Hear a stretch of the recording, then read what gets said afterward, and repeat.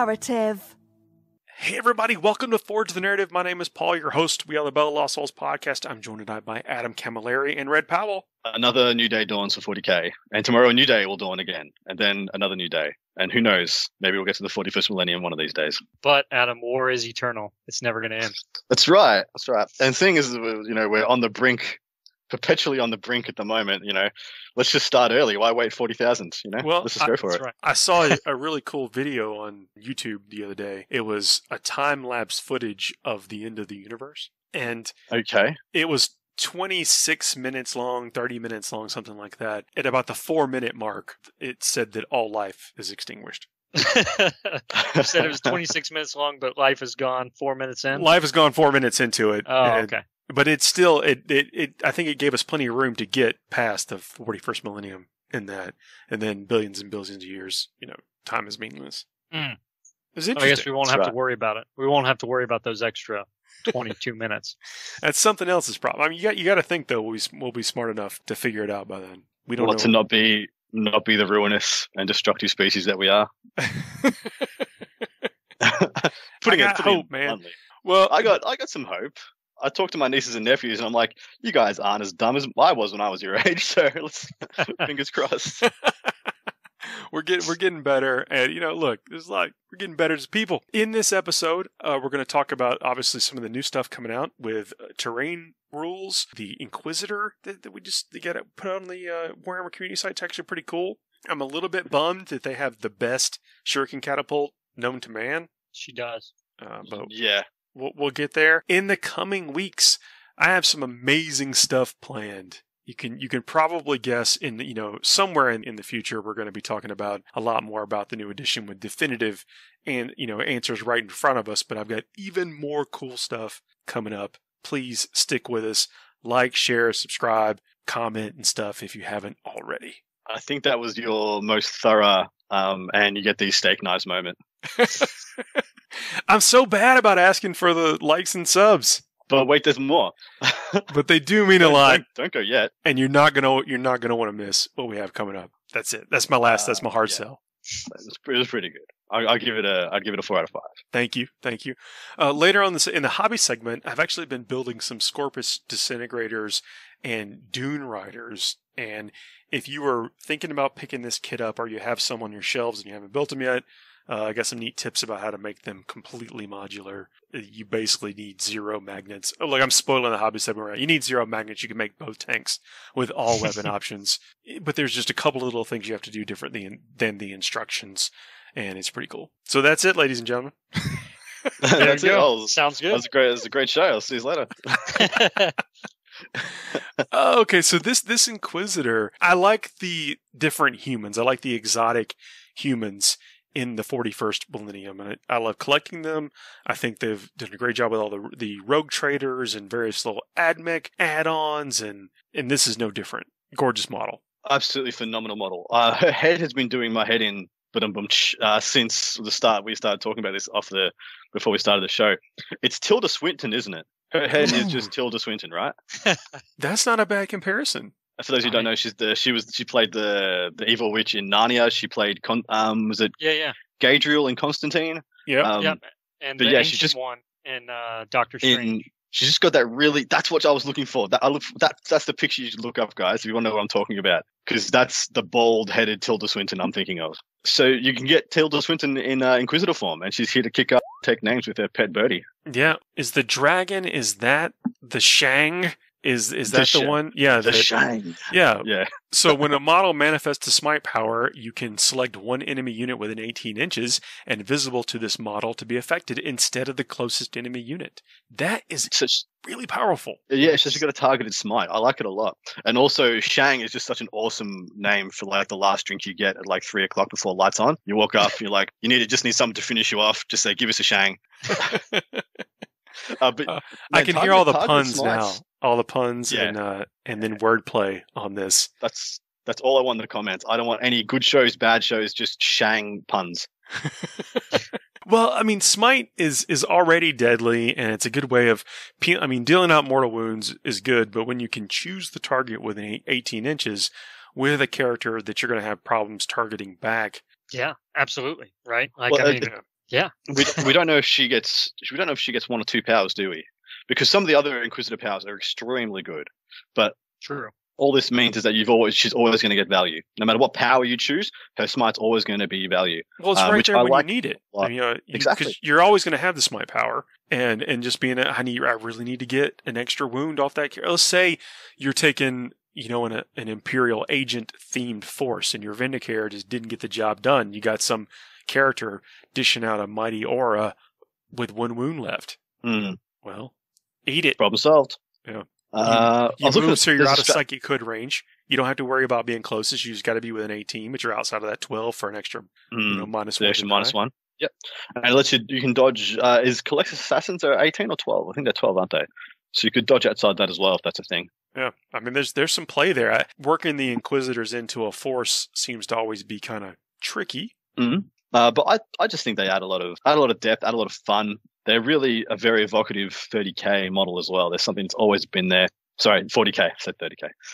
There's something that's always been there. I've always felt like they've got a lot of value and a lot of fluff and cool stuff to add. Yeah, everything about them is very 40k because they've got their own agenda. So in a universe that's teeming with war, they've got like a very specific agenda and have been given authority by the Emperor to carry out that whatever that agenda is. I'd be like, I know you've been talking to the Warhammer guys. I'd be interested to I don't know, maybe give them a request that they suss out and go through and find out exactly outline what an Inquisitor can and can't do. Because to my mind, like sometimes an Inquisitor just gets to do whatever the hell they want. They can. And other times the writ, the they have like an Emperor's writ. Yeah, exactly. That's what they're supposed to. But then in other novels I've read, they're just like they're just kind of stunted. And then is it Cadian Blood? Him. And the Commissar. Oh, sorry, no, they shoot the Commissar. Never mind. They shoot the Commissar, guys. Yeah. Talking up.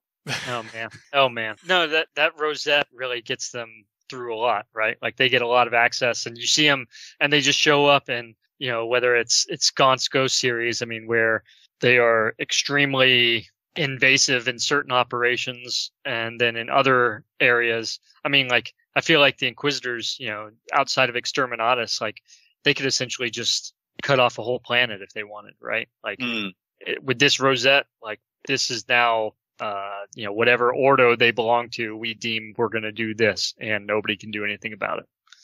Do you guys remember that there was the fan-made 3D Space Marine stories, like Angels of Death or whatever it is? Mm-hmm. Is that in the last one they did, where there's what I presume to be an Inquisitor kind of praying before the big metal ball thing, and then he kind of goes a bit nuts, and then the Space Marines put him down. See, that's where it gets a bit murky. Like if that guy, we don't know if that was was yeah. he one of his agents or was it actually the Inquisitor? Inquisitor, exactly. That's where it gets a bit murky. Agents can get burnt. Like those guys can go. Those guys come and go, right? But yeah, like stuff like that. Could a Space Marine just offer Rogue Inquisitor? Because technically that's what she is. That's what Draxus is. Draxus is kind of a Rogue Inquisitor. She's using alien tech. She like actually kind of respects Xenos, which is unheard of. But she kind of works for the betterment of the Imperium at the same time. So I've always liked her story, and I can't say I'm an expert on it. I've only read a couple of short stories here and there, and most of her stuff is older than my knowledge of the game. Like she's got fluff going back to, was it first or second ed, or was she even in Rogue Trader? I'm not even sure if they had. I'm not sure. Old. She is a long-standing figure for sure. She's really, really, really old. But that's the cool thing about the Inquisitors, in that they have almost like an alignment between the radicalist wing, or the traditional conventional wing, the Puritan wing. So if you play that game, Inquisitor, the 40k game, which is almost kind of like 40k Diablo, you can actually choose to either be radical or puritanical. And it's, so she's obviously radical. She's got all the Eldar tech. You can even look at her armor. We were talking about before the show, like she's probably a head swap away from being an Archon, right? So exactly. Like, I mean, her armor is. You just sharpen her ears up, and she is. Yeah, yeah, exactly. If you're looking for cool hobby options, Greyfax is also a really good one. I mean, the models just have so much. These character models have so much character. I almost said that, and then I was like, "It's too funny not to say." Well, look at that! Isn't that such an interesting character study? Greyfax, she almost like tries to execute Celestine.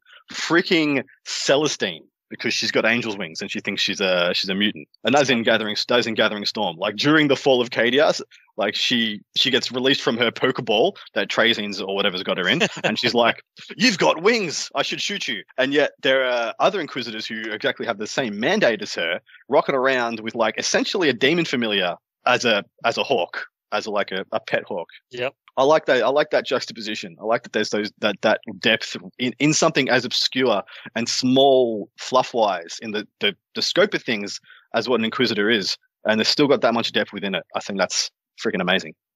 While I'm sitting here cruising the Warhammer community page, I'm willing to bet that this rumor engine thing is Death Guard. What? The pipes and the fist and the only thing that maybe a fist. We don't know that they're related. Right. We don't know that the Power Fist, the Servo Skull, and the pipes are related. And the pipes. Those are the three that we see, man. You just don't know. They get us good with that rumor engine stuff. I like it. I think that's one of the most fun things they've done in the last couple of years. I really liked when the Chaos Demon took over the rumor engine. I had a lot of fun with that. I do like that when people piece them together. I mean, that's a really good either internet memory or just a little bit of fact finding after they see a new miniature get fully spoiled. That they go through and check it out. It's really nice. It's neat to piece it all together like that. Yeah, and I like that some of them are really obvious, and so it gives you like a month out from a release, like I think it was the Ogre Tyrant, the new Ogre Tyrant model that they put out. That one they had a bit of a spoil, and I, as an Ogre player, I knew exactly that we were going to get some new Ogre stuff. Had no idea what it was, what it could be. Who knows what knows? That doesn't matter. But I really liked that I knew it was coming, but I didn't know to like what extent or what to expect or when. I just find that stuff, it tickles my fancy a bit. It builds some anticipation. Yeah, especially when you think it's something like that applies to you like this. I'm just hoping. I'm probably a little bit more wishful thinking than just Death Guard. Because, they've gotten some love recently. They Death have. Guard? That's true. Yeah. It's like anytime you can breathe some life into a cool model range, I'm down for it. Same here. So, also coming out with some of the community stuff we've seen, leading us towards 9th edition is some terrain rules. So today we got the dense cover that where it's essentially the cover rules we have right now, except that it allows for intervening terrain to factor in. Whereas now you could be, shooting through the window of 10 buildings lined up to each other and just see a little bit of the model, and then they're not in a situation where they would get the very slim cover rules that we have right now. They wouldn't get covered. That would account for nothing, essentially. That's right. And that's difficult to wrap your mind around when you're trying to play, a game that has what you would consider realism in it. Some form of realism.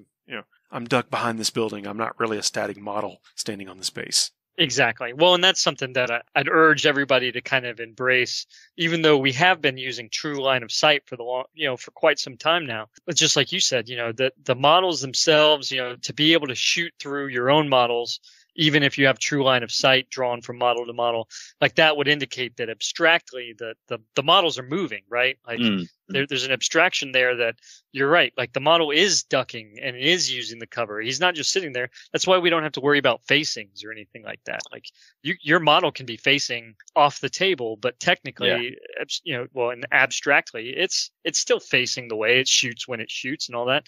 So it's okay. Like I'm cool with it. I'm very cool with moving away from true line of sight in certain regards, given the abstractions that they're adding to terrain. It's okay. Yeah, I'm fine with it as well. And I think you made the perfect point there. I think we needed to suspend our disbelief in the transition from 7th to 8th when we lost things like facings and things like blast weapons weren't as evocative as they were. But it does feel like we're going back to it quite a bit now, though. It feels like we're getting bits and pieces dropped back in of this is a bit more realism. This is a bit more of how we think things would actually interact, how we think cover might actually work in a game. Like, no, I can't actually just blow up your entire tank line because I can see part of a tread of a squad. Like I lost 3 sentinels because one guy could I think it was a predator with a kill shot back when people gave a crap about kill shot. Could see one portion of a base, and that guy with kill shot killed all 3 of them. Because they're a squadron. And so it just stuff like that. I like that I had to suspend all my disbelief when I suspended my disbelief with 8th. Like it was I had to suspend all of it, and it all got turned off. But I would be happy to have a little bit back, a little bit of my belief. I've seen some people that have. They've mentioned that they think the rule is too complex, too wordy, or we can't really have it both ways. We either have to have terrain rules that are meaningful and have some effect on the game and behave in a way that we think they work, or we're back to having thinner rules. And I think this is a situation that once we do learn it and internalize it, then it just becomes second nature to how we play. I think there is this worrying thing in a lot of long-standing GW gamers' stomachs where we look at a wordy rule and it just gives us concern not because we look at it and it's daunting or it's confusing or things. It's like the more words there are in a rule, the more likely someone is to break it. Yes, that's always been my belief. Someone will try to break it. Someone will try. Exactly. The more chances it is that I'll have a poor interaction. So I think that's the only bit that worries me. I look at it and it is very wordy. It does a lot of things that I like, though. It does a lot of things that make sense to me. Like, I should have to be able to draw a straight line to be able to shoot somebody. Oh, wow, a bullet goes in a straight line? Huh. Who would have thought? Well, the thing that's got me, though, and this is what I'm most concerned about, is that it gives, a height thing on if the terrain structure is X high. So I think that we're going to see some folks that have a flag on a building or one tree on a base. And that, look, to be fair, that's really good enough. Especially when if you're in a situation to where you define the terrain rules before the game even starts. Like if you're running an event or you and your buddy routinely play against each other, you just know what the terrain is supposed to represent before you start rolling dice. Correct. But I can see it now. There's going to be a lot of 3-inch buildings with 2.5-inch flags.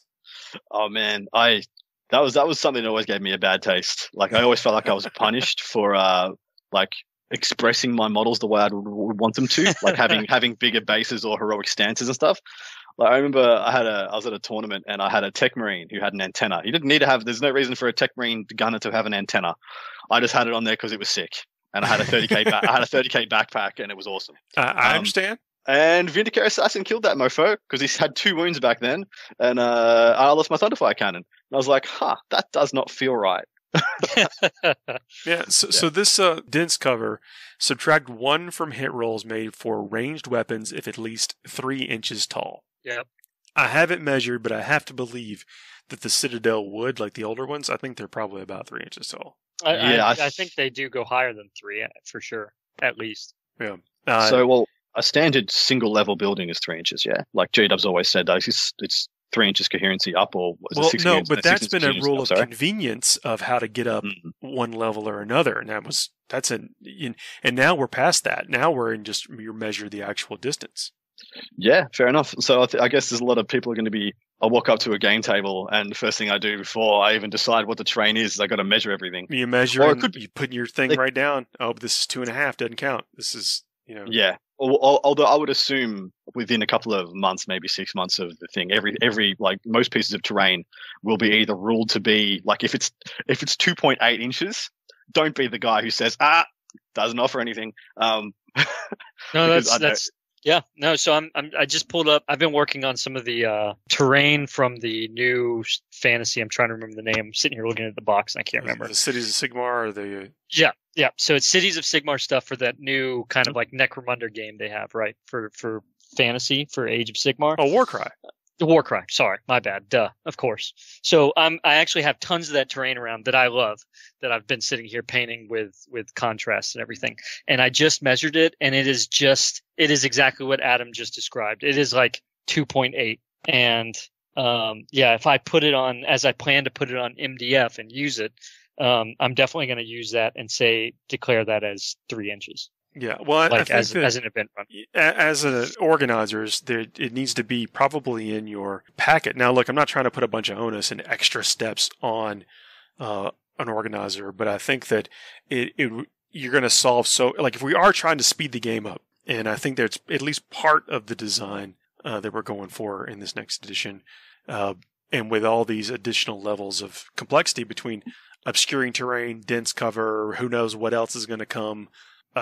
Just have it written down. Yeah, absolutely. Where you take that debate out between the players. Correct. Yeah, I think tournament organizers will just make a ruling, like either that, or you'll find like terrain, because I know people in my local clubs and stuff, they have a bunch of terrain, and it doesn't matter what size or thing it is, those guys will make sure that it makes a meaningful impact on the game. You know, we're not going to have tables of terrain that because they're the wrong sizes they don't do anything. Yeah, no, that's right. I mean, that's fair. I think that's really good, especially if there's a ramp up period of if people are actually trying to achieve this, or as they're building, getting plastic kits as their budget allows and whatever. There's no reason. We're already playing a slightly abstract game, right? I mean, we are already playing an abstract game. There's no reason not to label it. This is a ruin. Same thing. Well, this is a ruin. This is a hill. I get it. Hills don't have rules, but we're going to give you a +1 cover or something. I mean, call it a forest. Do whatever you got to do to make your game playable. Yeah, I think there's been a lot of emphasis put on that with 9th edition. There's a lot of what I feel like a lot of quality of life improvements. That's a good way of saying it. Yeah, I think you're right. Yeah, it's just like I'm going to be able to get more out of my units. I think we had a bit of a golden age in 8th edition for about a 6 to 9 month period post Castellan and pre Marines. That was just like this beautiful world where anything had a chance, then Marines came along and then nothing but Iron Hands had a chance, and it was a horrible time.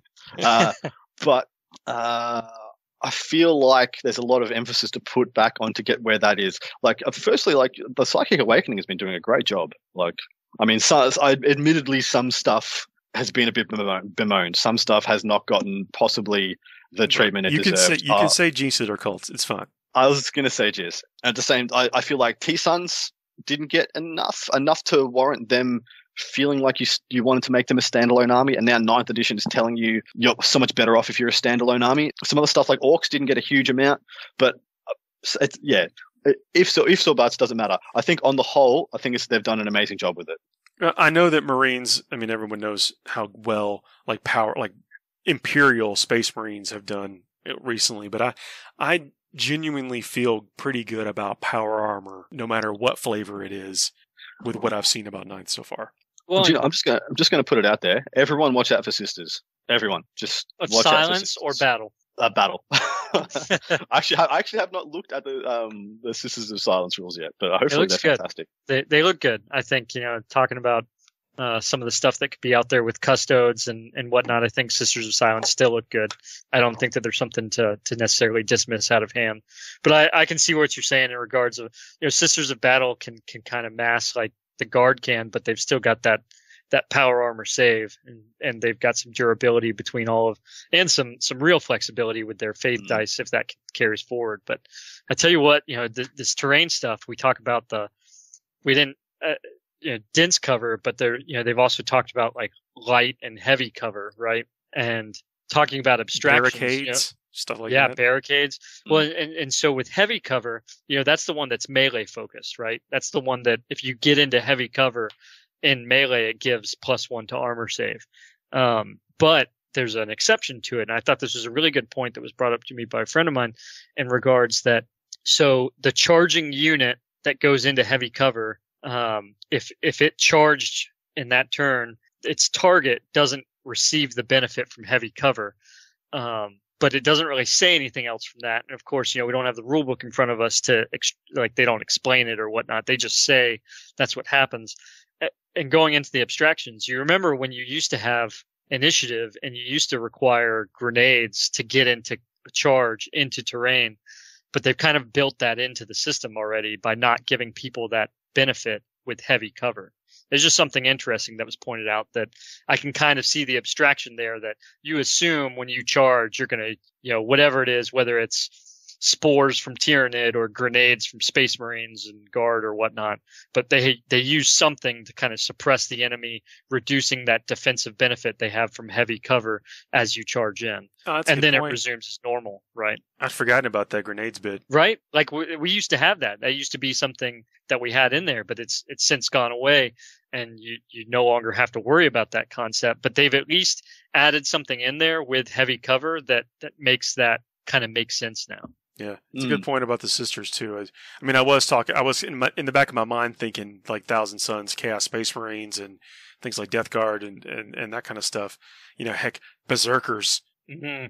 Just with terrain that makes, again, that has this element of you can actually hide things, and you don't have to make up additional rules than just what the terrain already has. I think we're going to see a little bit more tactical play. Things actually having to move to shoot. I mean, there's nothing more frustrating than a gun army lining up and then basically having to make no decisions in the movement phase. Yes. And I don't think we're going to have that. I think there's going to be this. I mean, with some effort on our side, we got to kind of make it happen. We got to set the stage for this to happen. But we could set the stage easily by just naming the terrain for our tables as we work towards whatever the new standard is. And if you've got a local club, like legit within like a month, you'll know like if you play regularly, legit within a month, you'll know what every piece of terrain is. Everyone will have agreed on what's what. It's just not going to be a huge deal, I don't think. Yeah. Well, I mean, I'm going to embrace the new rules. I think that the rules of the past terrain have almost been like optional. And I'm going to tell you, I mean, I've gotten real frustrated in the past where no one's playing a forest the right way until you roll just the right amount for a charge, and then they're going to go, oh, let me go check the rule book and figure out what that forest is supposed to be. Yeah, no, that used to be one of my things with some of the events that I organized or ran, that I would remind people that there are actually more than 2 terrain types in the rule book. They actually have different effects if you use them appropriately. So. Yeah, and anything was just written just so almost like really optional. And I think this is going to be and the terrain pieces themselves we've often referred to them as the third player in the game, and it seems like they're going to be that way this time, so, for real. I'm just happy barricades will do something. Like it was like, all right, so you had usually your big or either L's or something decent in the middle of the table that made a difference, and then hopefully 1 to 2 pieces in your deployment zone that made the difference. And then there was all this scattering of craters and barricades and fences and stuff that literally did nothing except stop my Lehman Russes from having fun. So I'm more than happy for those things to actually make a freaking difference. Just so happy. Remember a barricade in 7th edition? Mm-hmm. Like it was a thing. Like area terrain was a thing. Going to ground in a crater was a thing. You could block off. Knights couldn't walk across Promethean pipes or something like that. I mean, apparently they're changing that. I heard G-Dub say that they're doing some stuff to make. I guess this would be another quality of life improvement for things like Knight players, where you can't. What a mate of mine used to do was he'd take 1 biovore to every event.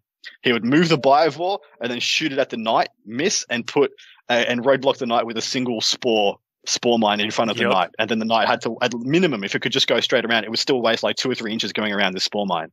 And you're like, that's just talk about a fun sponge is what that. Yeah, but I mean, like, he was one of the best tournament players I've ever seen. No, look, you have to take advantage of that stuff in that situation. I'm not saying don't do it, and I'm also not saying that stuff won't be in this edition. I'm just saying that it seems to me that this stuff will be a little bit more quantified and accessible, and we'll be trying to integrate it into our games because it will enhance the experience instead of taking it out or ignoring it. Yeah, well said. All right, well, let's take a break. We'll come back. We'll talk a little bit more about what we know, what we don't know, speculate about what we don't know, and then I'll retell you the secrets about the Scorpius Disintegrator. See you in a minute. FTN is brought to you by Discount Games Inc. Please visit them at www.discountgamesinc.com. And don't forget to ask Jay about ways to save even more on your hobby projects.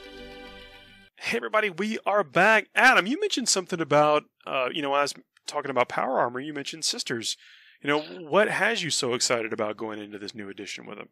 Firstly, models, miniatures models. Is there a bad model in that range? No. Like, is there a reason not to play Sisters? Nah. They can, and the reason I'm excited for them for 9th is because, firstly, they've got a very good codex that I don't think has gotten as much respect as it probably should have, and which I will blame on Space Marines. And they're about to get a Psychic Awakening buff, and we know how pivotal Psychic Awakening was for Marines.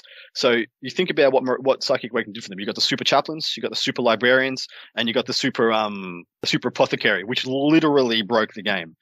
Between that and the Leviathan, they broke the game completely. So I'm of the opinion that I really, really, really think Sisters are in a very, very good place and very poised to do well in the next edition. Another reason I think so is because they're an army that can actually do everything. Is there a playstyle they can't go for? No, I think you can mimic just about anything you want to do. If you want to be fighty, you can find units or find miracles and stratagems that help you be fighty. Yeah, and you can. I think so. I liken them to Guard that can fight. Like, they're not quite as good as Space Marines, like especially than what Space Marines are now. But if you get Guardsmen and you added a lot more flexibility in the combat phase, not just having like Bulgrin as your only answer, like because they've got Seraphim and Seraphim are they're really good. They're fantastic. Yeah. They look solid. I mean, they're just fantastic looking models. And I think you're right on it, Adam, in regards of them being able to do everything. And that's where I would double tap in regards of Sisters, that I think they should do everything. I don't think players should focus one way or the other. I think that they really have the tools available, and they're, at least right now, in 8th, and I assume going forward into 9th, for the most part, we don't know necessarily for points, but I do think they're going to still be pretty cost efficient. Given where they're at, but I do think between the Seraphim and the Rapintia that those two units are really going to be able to flesh out their melee side where they've already got really strong shooting. I totally would run with everything available to them. Yeah, and on top of that, they've got smashy characters. Like, you can make a Canonist that's an absolute behemoth, and on top of that, Celestine has never been a joke. She's still absolutely no joke. Yeah, I've played with her since the new model came out, the new rules. It's a real. Now, granted, it was better with the double move type stuff for real, but still the fact that the reoccurring nightmare that she can be. Well, and for, we were talking about the survivability of power armor and everything. That Canoness and Celestine alone can cut through swaths of power armor. I mean, absolutely right. They're very effective, and not just being a scalpel, but also being a hammer. Yeah, I just think they're an army that can do it all. They're starting to get.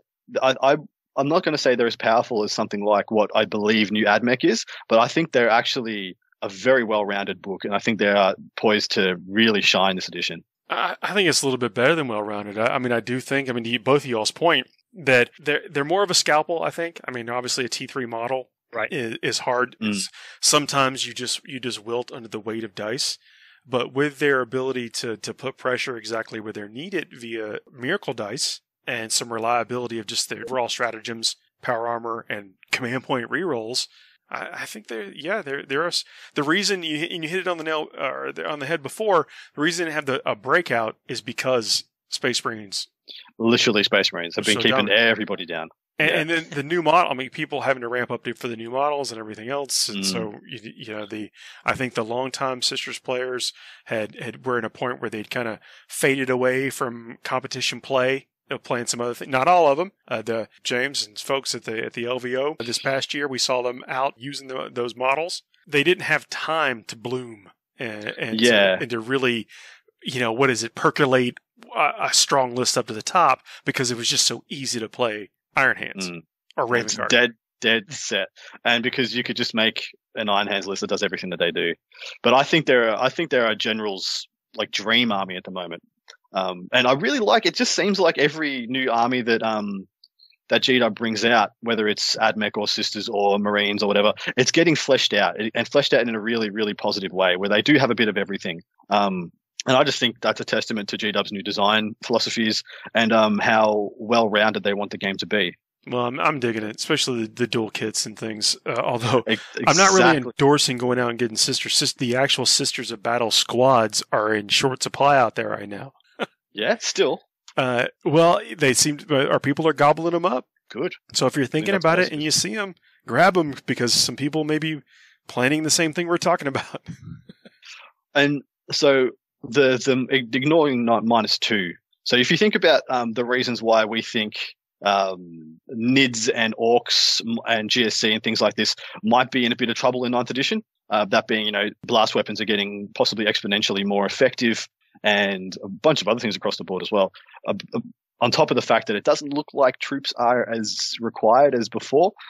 If you give me somebody in the chat will probably point this out to me, and I want them to. Somebody tell me a blast weapon that is -3 rend that you can take en masse, because that's actually the profile you're going to need if you're going to want to kill 100 sisters in a game of 40k now.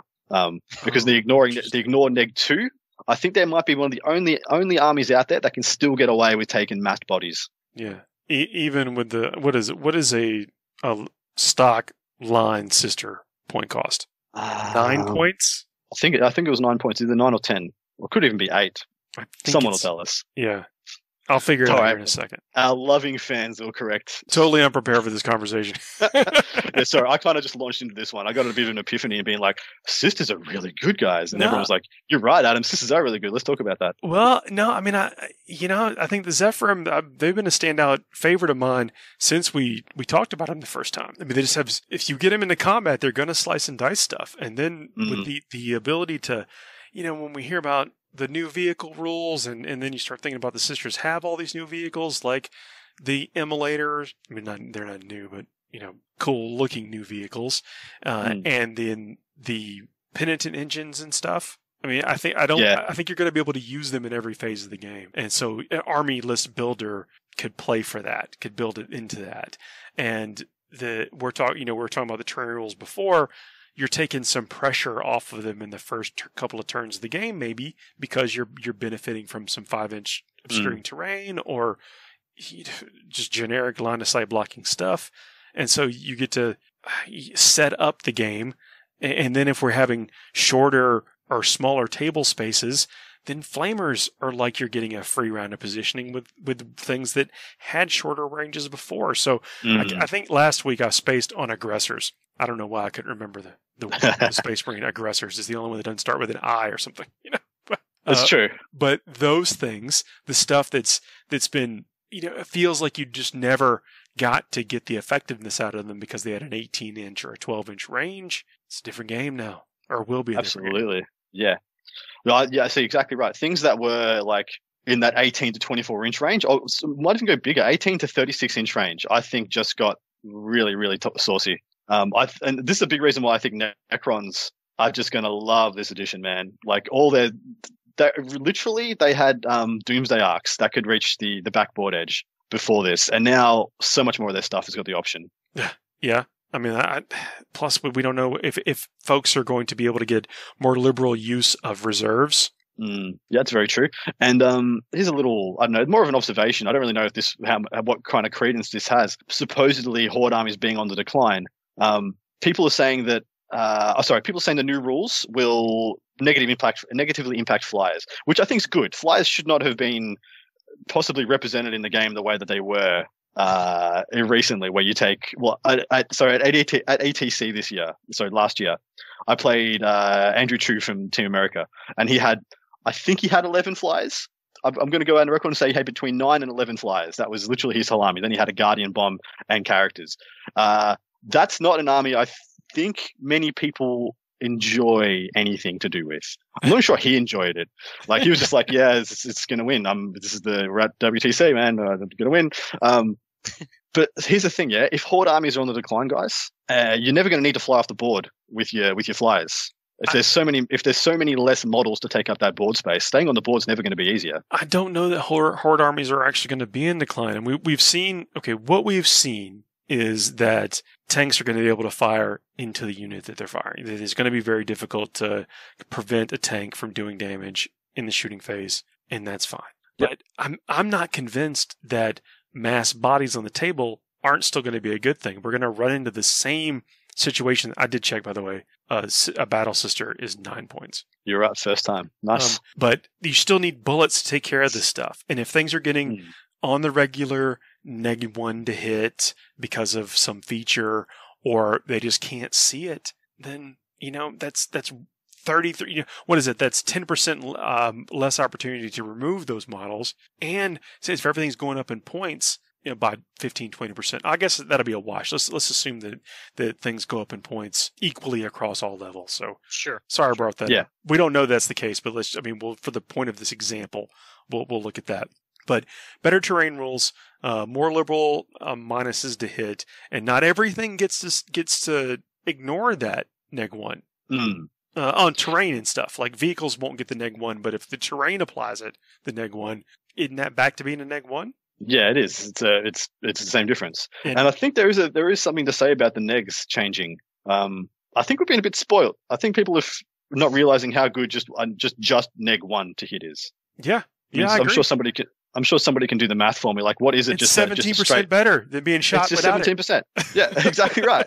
I really think we've been spoiled because people are like, oh, -1's crap because I could have -3, and why wouldn't you? But man, there's -1 is nothing to sneeze at. Well, not everything gets to ignore that -1. That's where I'm going, and so I think things are adding up to maybe the format of what a Horde army is and the support characters you take change, but I don't think they're going to disappear. Sorry, Red, I may have jumped in. No. I think you're right. And I think, this point that you've been making is huge in regards that why were 11 flyers so good? Well, because you couldn't attack them, right? You couldn't melee them unless you had fly as well.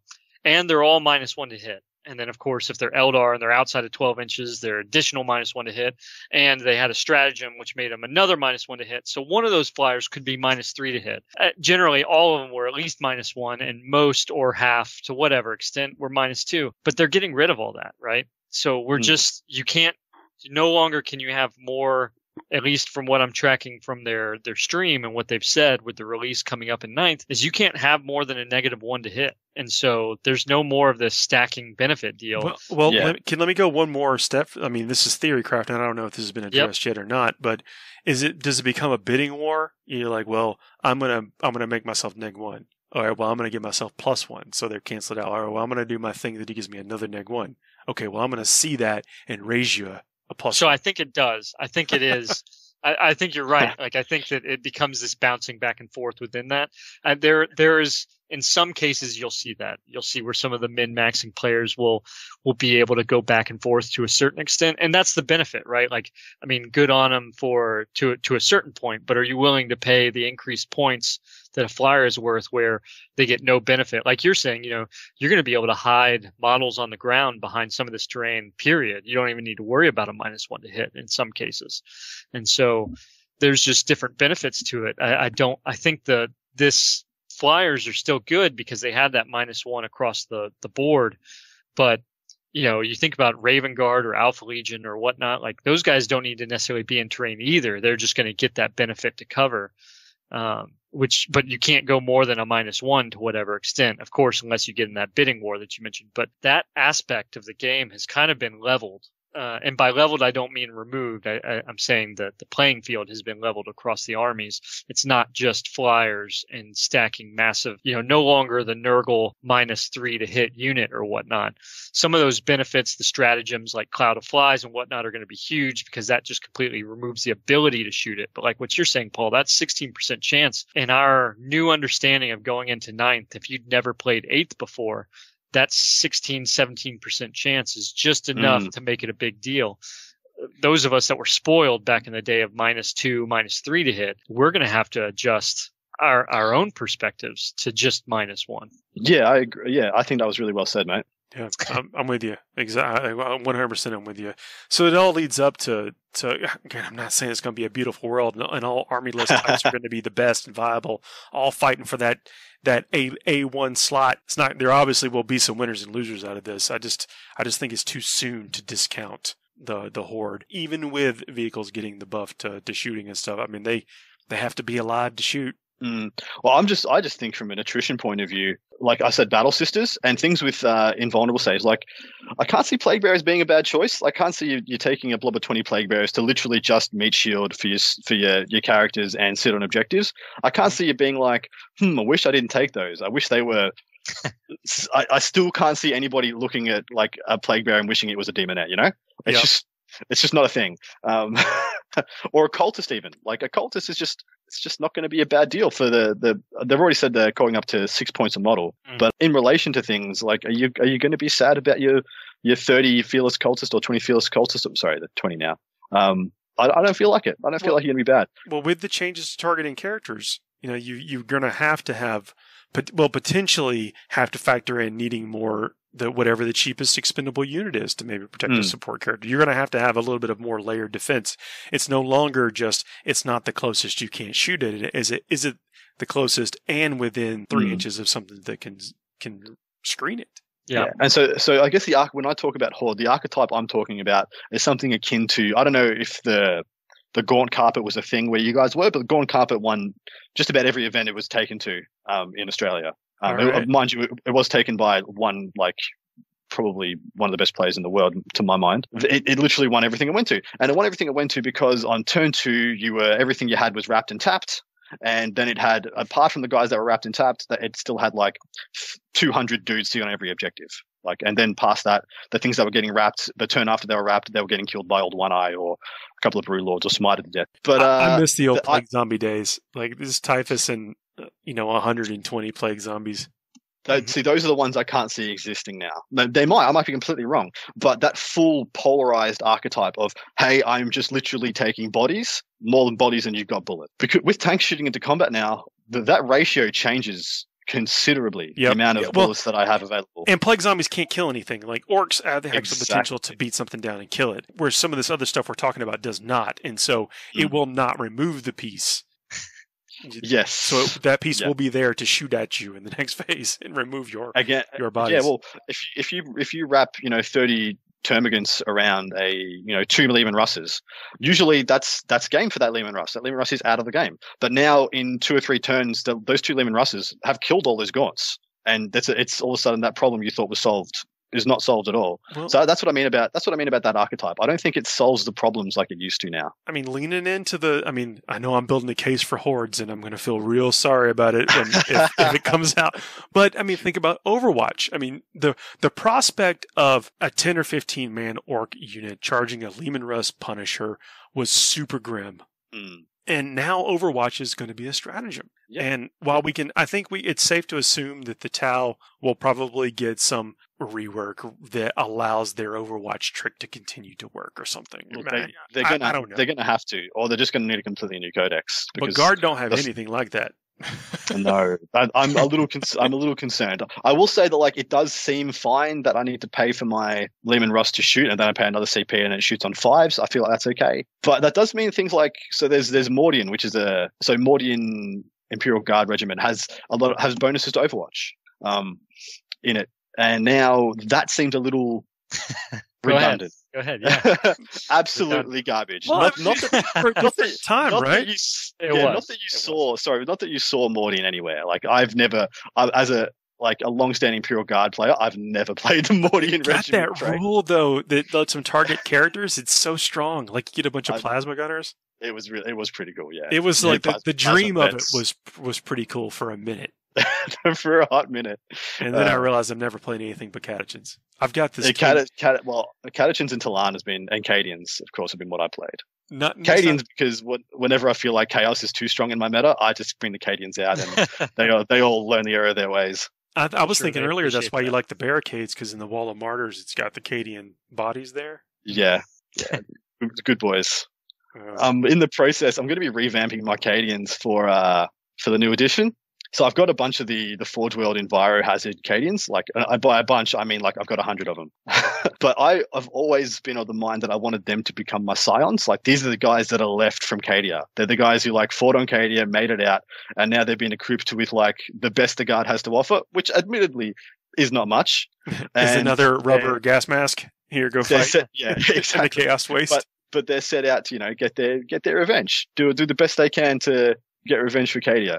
And so I think I'll be revamping them when I get a chance. I'll be doing some new bases up for them and lots of other bits and pieces. That's cool. And they've got the similar bulk that the old Kasserkins had. Exactly, because that's what they evoke for me. They always those Enviro Hazard units. They had the masked faces. They had the supercharger backpacks. I mean, the only thing they don't have that the Kasserkins have is they don't have a cable going from their backpack to their gun. That's literally the only you could make that with a little green stuff. I've got a way of making cables that it's you need 0 skill. It's a tool. I will take you up on that, because I probably will need to do 80 to 90 of these, and I'm not sure. I'm not sure I've got it in me, but we'll see. I'm open to it. I mean, you can make cables in your sleep with this thing. It's awesome. Wow, somebody's a genius for inventing that. Putting it out there. So hordes not dead. Don't write them out. Don't write them off just yet. Wait till we get some more rules before. Like everything, I think they're just going to pivot. It's just going to be a pivot, and someone somewhere will find some crazy horde stuff that'll shut my big mouth. Well, again, if we talk about like with the ability to, if what counts as coming in from reserves or being, alternate deployment expands to where it's not just stratagem based or the armies that can do it. If it goes back to more of that old school reserve special rule where if it's in the mission, then some units can do it or something. Who knows? But if that changes, you might get surprised by, heck, Snickerot may make a comeback for all we know. Snickerot is a legend. That model is still awesome. That model is still awesome. It's still good. You get that pincer maneuver. I'm telling you, with things being closer together, you could have somebody come in from the table edge, somebody coming up from the middle. I think it's look. I'm more wishful thinking at this point. I like it, but I enjoy wishful thinking. I wouldn't count it out. Well, let's jump to that hobby segment I was talking about. Look, I already know that I spoiled it and spilled the beans, but I'm going to tell you the tricks to make your Scorpus Disintegrator into a Scorpus Dune Rider completely modular without any magnets at all. You just got to be smart with the gluing. But Paul, isn't AdMech a subpar army? Surely I wouldn't want to buy one of these toaster tanks. Oh, but at the tanks, this thing's got all kind of guns, man. Talk about not counting things out. I think we're going to see a massive return of the Cataphrons, and I'm willing to bet that we're also going to see armies in transports doing a lot better. Y'all know the way I feel. If you can get a transport with more than 2 guns on it for 100-ish points, whatever for below. I guess for good value. I don't know what the points are going to be, but if you can get a transport or a tank with multiple guns on it for a decent point value, then you need to. That's a unit to watch. Agreed.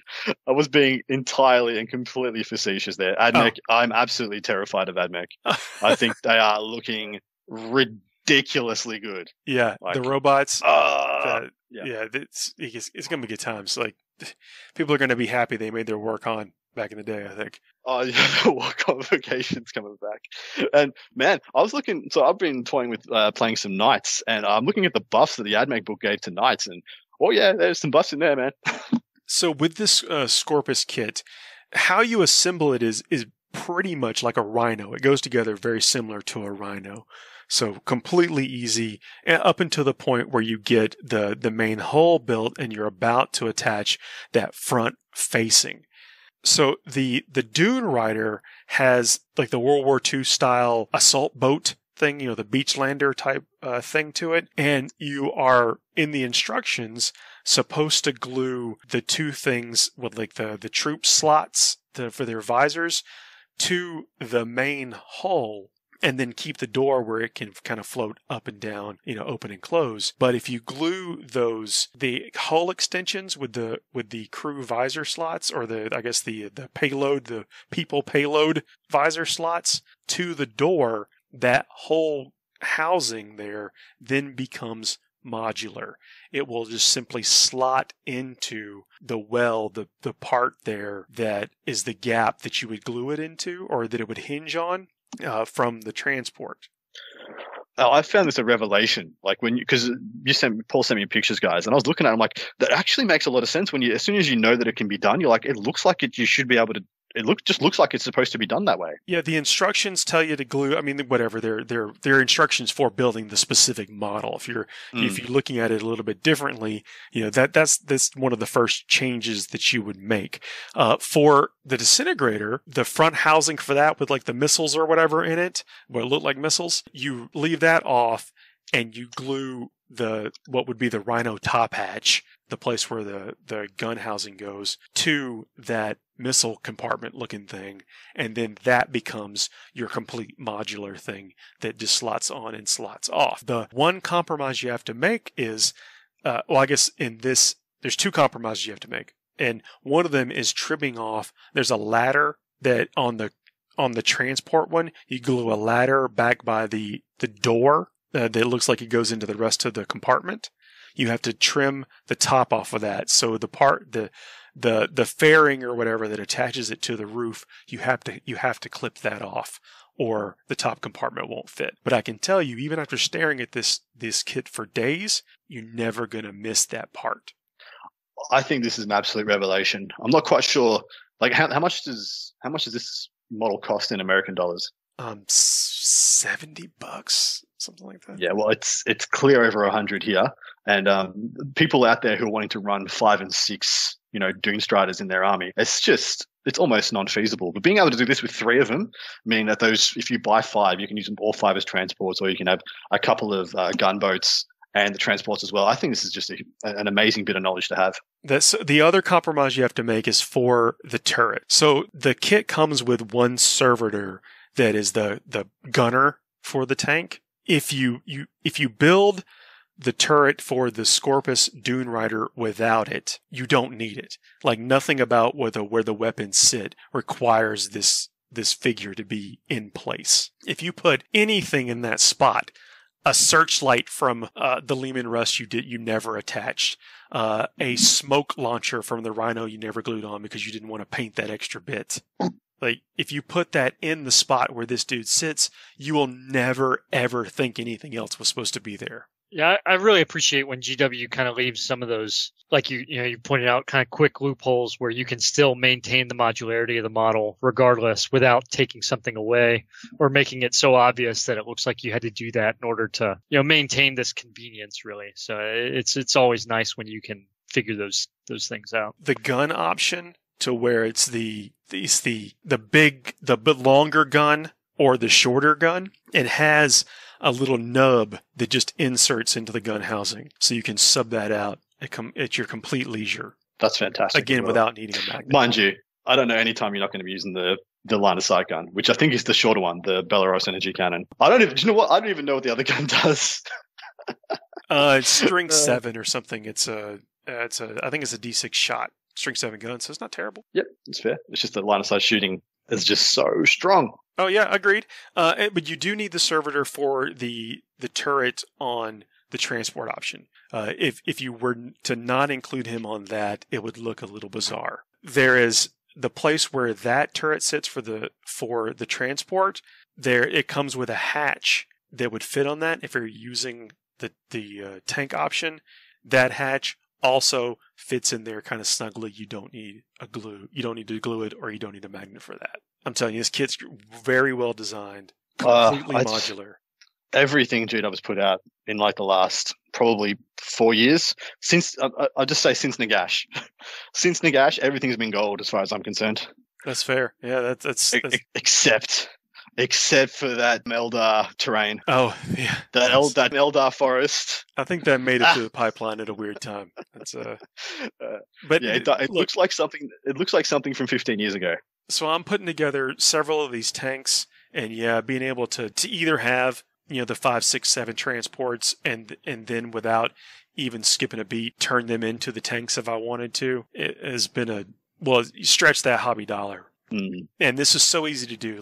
I've been building models for a long time, so there's that. But that's the only skill that I just have skill in building the models. But now that you know how to do it, it requires 0 skill, and it's just being selective about where you glue some of the pieces. I'm sorry, I forgot to mention one more compromise. On the tank version, there's like a cow catcher on the front of it. You might not be able to put that on there. But how will they catch cows in the 41st millennium? I guess you just got to lower that scoop. Just it's going to get mighty crowded in that crew compartment. Just can't have it all, can you? Life's just not fair. I think especially once these are painted, you're really not going to feel like you made any compromises. I just wanted to point it out along the way, so when you're looking at the instructions, I don't know, I'm pleased with how they're turning out. I've posted these pictures on my Twitter and Instagram, so you can see what I'm talking about. Or tell you what, if you go to the newly designed Forge Narrative website, forgenarrative.net, my Twitter feed and Instagram feed are on there, and you can see them without having to go to Twitter and Instagram. What a world. Right?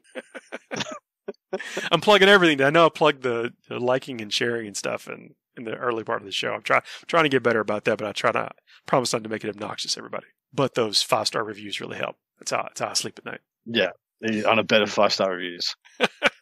Well, that's what I wanted to talk about today. I mean, we're getting these drip drops of news information, and it's such an exciting time. But I'm in that stage now. I mean, this is like what I call like my perfect state of 40k homeostasis. Yeah, my whistle has been well and truly wet. I want to play the game now. I don't want to wait any longer. Like the little drip drives we're getting, I'm getting over eager now. Like close to like, just give me it already.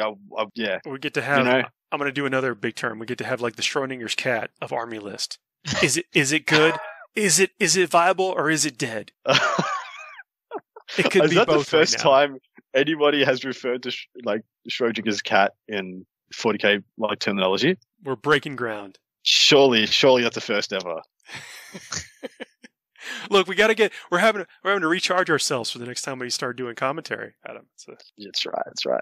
Or where I've gone too far down the Pavlov dogs route. My mouth will only water now. That I can't turn off the mouth watering. I need to eat. Oh my, Red, get us out of this. So you actually got a hobby project you're working on as well. Oh yeah. Yeah, and I'm interested, Adam, hearing you mention Guard and everything. I have I'd say it's a super secret project, but I know I've mentioned it here before and elsewhere. Yeah, so I'm working on making Gaunt's Ghosts Tanith first and only army right now. I have it all sorted out. I sent a picture to Paul, and as I get it set up, I'll start getting some better pictures. But I mean, we are talking, and I have to, I give some sincere credit to a friend of mine that gave me that gifted me significant part of this. But man, I'm so excited to get into these Gaunt's Ghosts. Like I'm trying to figure out exactly where to fit. So if you're familiar with the lore and where they've come from in the book, there's legacy units that I want to maintain. And so I'm laying all these models out. I've got, old Tanith models.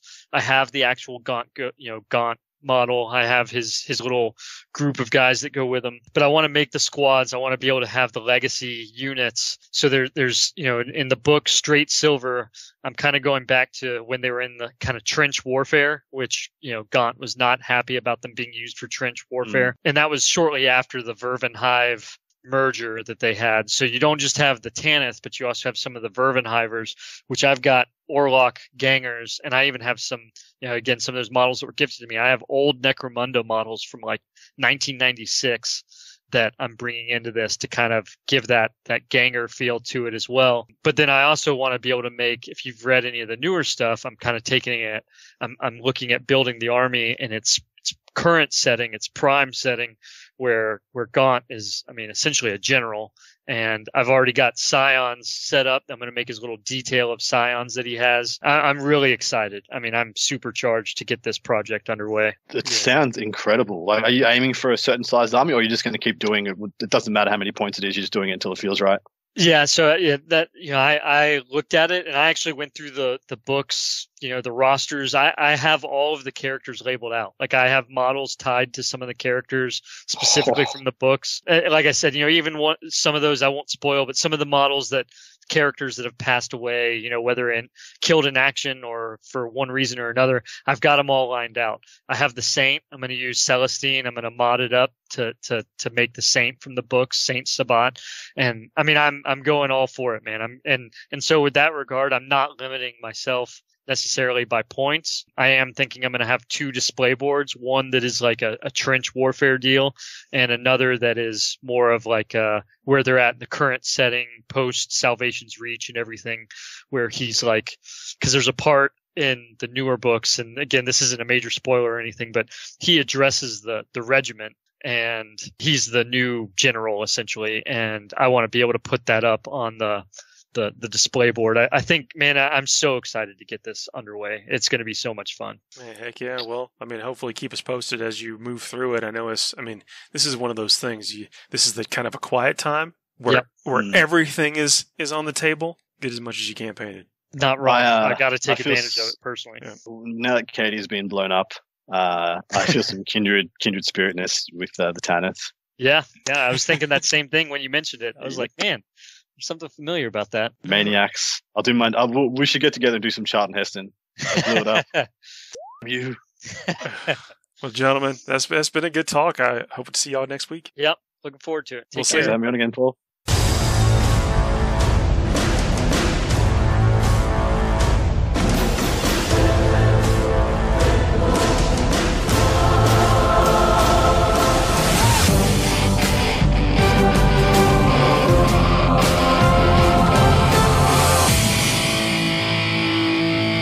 Nobody puts baby in the corner.